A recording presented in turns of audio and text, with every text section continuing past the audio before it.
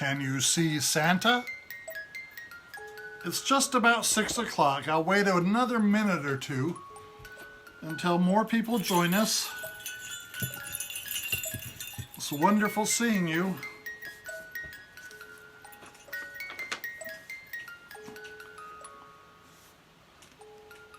Welcome to Santa's studio.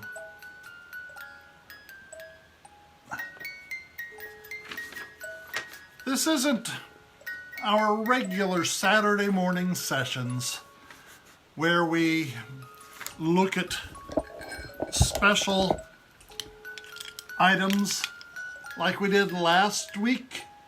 We looked at Santa's golden belt and we looked at Santa's bells and Santa's magic keys that allow me to get into the homes that don't have a chimney. In fact, Santa just visited with 2 little boys. They don't have a chimney. And so we were able to have them touch Santa's magic key and have them activate the magic key so Santa could come in on Christmas and visit them and deliver presents. You remember Santa's wonderful snow globe? Yes. I'm so glad you could visit Santa. This is kind of a special edition. This, for those of you who are new, is part of the Santa Reads series. This is where Santa reads stories, and then you can go and you can look at them again. Oh, over on Santa's YouTube channel called Santa Jeff Claus. Tonight's books, oh, wonderful stories. The Polar Express. Look at that beautiful train. It's an older book, 35 years ago. This was written by a wonderful author, and it was written by Chris Van Allsburg. He wrote the story and he also drew the illustrations, the pictures, and it's a wonderful story. Are you ready to get started? Here we go. The Polar Express.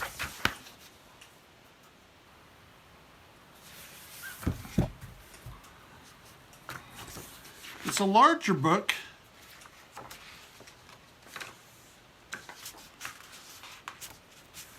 On Christmas Eve, many years ago, I lay quietly in my bed. I did not rustle the sheets. I breathed slowly and silently. I was listening for a special sound, a sound a friend had told me I would never hear. The tingling bells of Santa's sleigh. There is no Santa, my friend had insisted, but I knew he was wrong. Late that night, I did hear sounds, though not the sound of ringing bells. From outside my window came the sounds of hissing steam and squeaking metal. I looked through my window and saw that a train, a real live train, was standing perfectly still in front of my house. You see him looking out the window?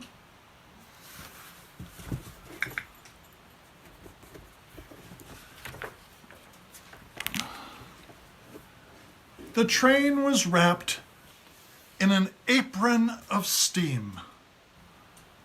Snowflakes fell lightly around the train. A conductor stood at the open door of one of the cars. He took a large pocket watch from his vest. Then he looked up at my window. I put on my slippers and my robe. I tiptoed downstairs and out to the front door. "All aboard!" the conductor cried out. I ran up to him. "Well," he said, "are you coming?" "Where?" I asked. "Why, to the North Pole, of course," was his answer. "This is the Polar Express." I took his outstretched hand, and he pulled me aboard the train. Can you see right here? Way back there is the little boy and the conductor. And there's the train. Yes, the train.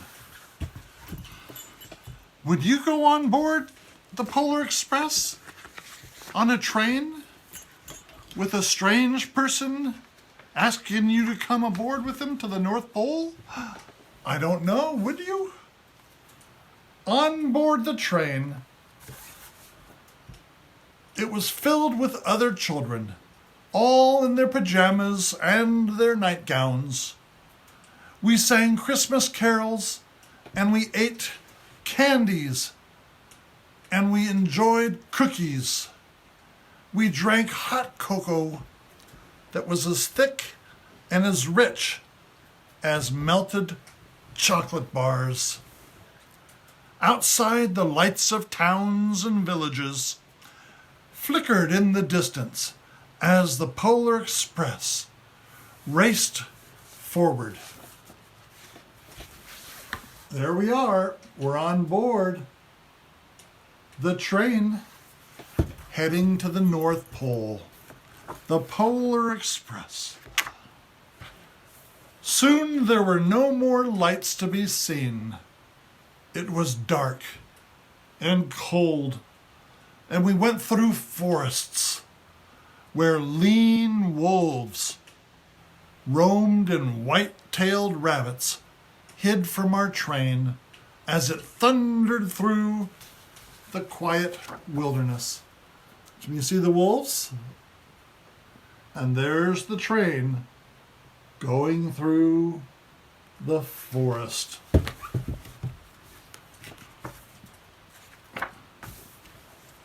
We climbed mountains so high it seemed as if we would scrape the moon, but the Polar Express never slowed. Faster and faster, we ran along, rolling over peaks and through valleys like a car on a roller coaster. This is one of my favorite illustrations. Can you see way up at the top? Look at the train. The Polar Express is climbing the mountains. Where are they going? The North Pole to see Santa.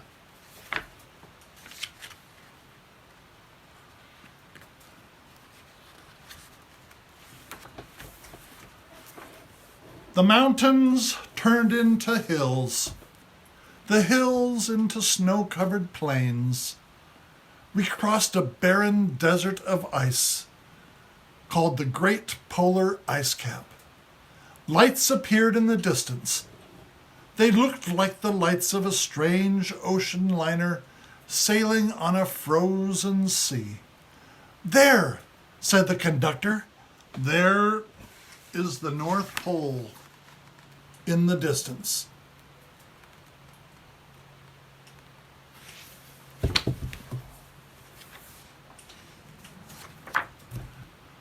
The North Pole. It was a huge city standing alone at the top of the world. It was filled with factories where every Christmas toy was made. At first, we saw no elves. They are gathering at the center of the city, the conductor told us. That is where Santa will give the first gift of Christmas. Who receives the first gift? We all asked. The conductor answered, he will choose one of you.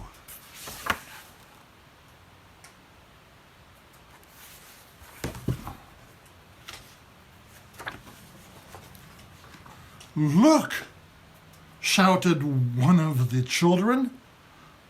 The elves! Look at all of them. Outside we saw hundreds of elves. As our train drew closer to the center of the North Pole, we slowed to a crawl. So crowded were the streets with Santa's helpers, until finally we could go no further.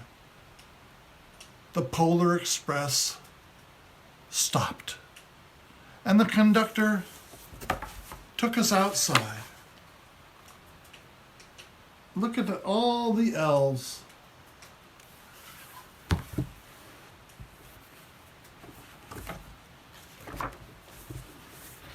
There's Santa. I see Santa. Look.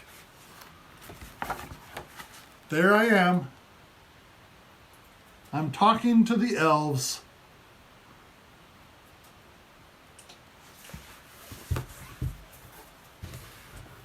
We pressed through the crowd to the edge of a large open circle. In front of us, yes, in front of us, stood Santa's sleigh. The reindeer were very excited. They pranced and they paced. They were ringing the silver sleigh bells that hung from their harnesses.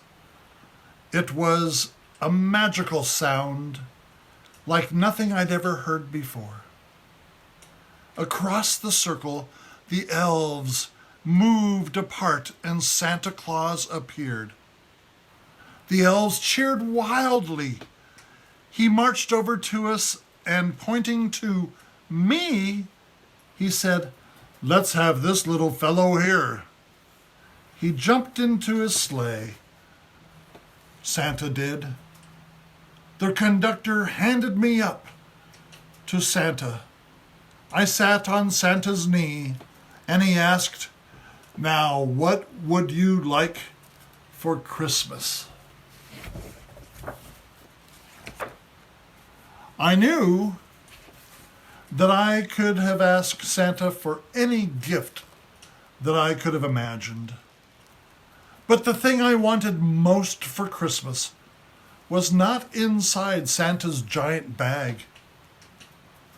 What I wanted more than anything was one silver bell from Santa's sleigh. When I asked, Santa smiled. Then he gave me a hug and told an elf to cut a bell from one of the reindeer's harnesses. The elf tossed it up to Santa. He stood holding the bell high, and there's the bell.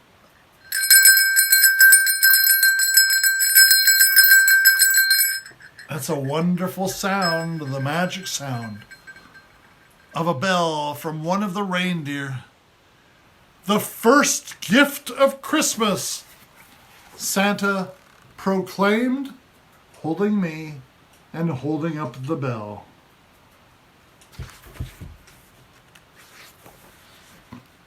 A clock struck midnight. As the elves roared their approval, Santa handed the bell to me, and I put it in my bathrobe pocket. The conductor helped me down from the sleigh. Santa shouted out the reindeers' names, and he cracked his whip. His team of reindeer charged forward and climbed into the air. Santa circled once above all of the elves in the North Pole, before he disappeared into the cold, dark winter sky. See him?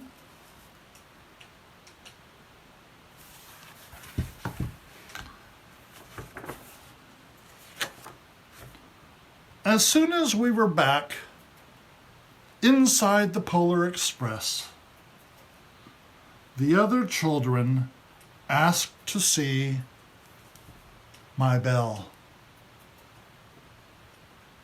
And I reached into my bathrobe pocket, but the only thing I felt in my pocket was a hole.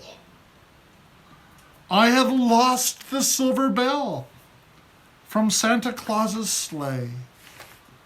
Let's hurry outside and look for it, one of the children said. But by then, the train gave a sudden lurch and started moving. We were on our way home.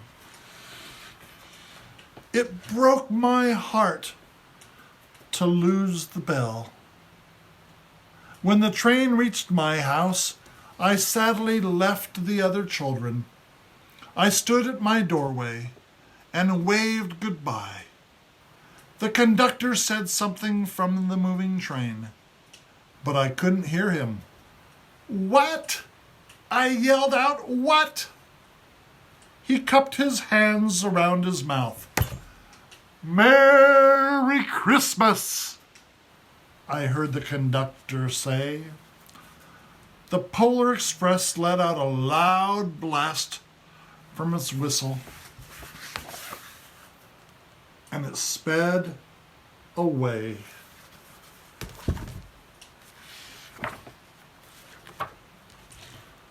On Christmas morning, my little sister Sarah and I opened our presents, and when it looked as if everything had been unwrapped, Sarah found one small box behind the tree. It had my name on it. Inside was the silver bell. There was a note.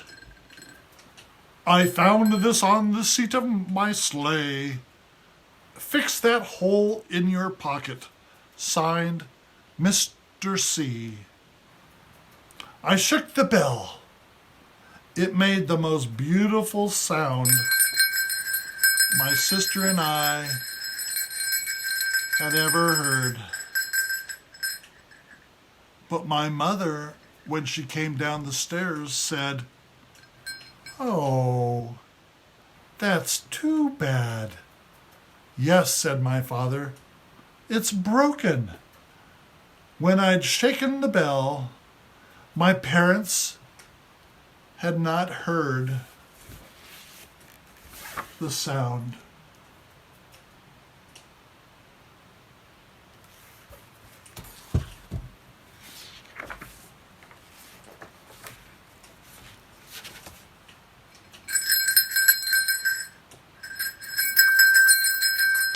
Can you hear? Can you hear the bell? Can you hear the sound of the bell?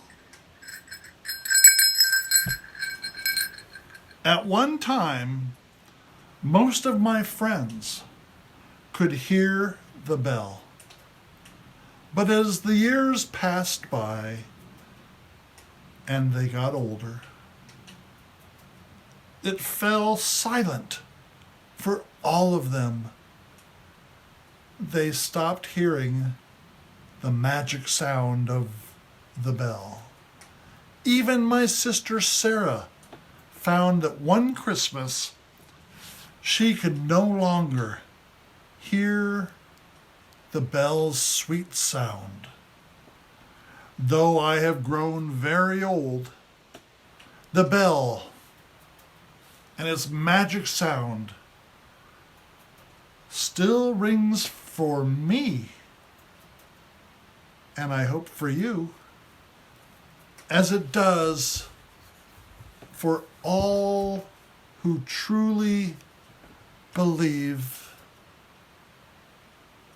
in the magic of Christmas and Santa Claus. I hope you enjoyed that story. It's so wonderful. The Polar Express. It's good to hear you, yes. Santa will return in just a few moments, and I'll read one more story, The Night Before Christmas. I'll be right back.